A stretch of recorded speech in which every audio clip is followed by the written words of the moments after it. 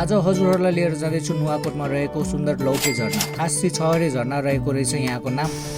यो झरना सामाकुसी टोखा छहरे हुँदै नुवाकोट जाने बीच बाटोमै रहेको छ। सो यो ठाउँसम्म आउनलाई हामीलाई भक्तपुरबाट चाहिँ लाग्यो है 42 किलोमिटर, यहाँबाट 3 किलोमिटर झरना माथि। सो यो बाटो जानुपर्ने रहेछ है। सो कन्फ्युज नहुनु होला।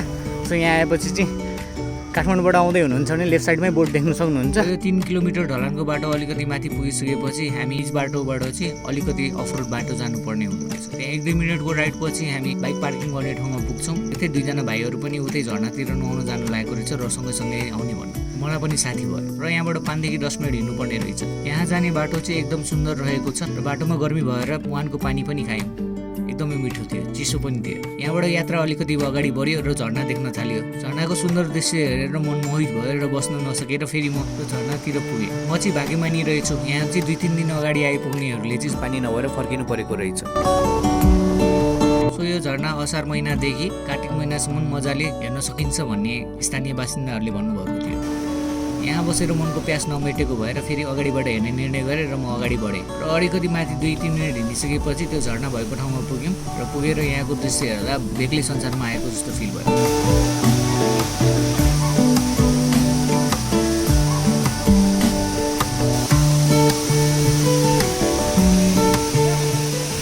गए पनि फोहोर फ्याँक्नको लागि डस्टबिन राखिदिए तापनि यहाँ घुम्न आउने पर्यटकहरूले चाहिँ जथाभावी फोहोर गर्ने गुनासो पनि रहेको छ। सो हजुरहरू जाँदाखेरि प्लिज कृपया त्यो डस्टबिनमा हालिदिनु या आफूले खाएको चाहिँ बोकेर आइदिनु होला, किनकि सुन्दर ठाउँ हामीले सुन्दर राख्नुपर्छ।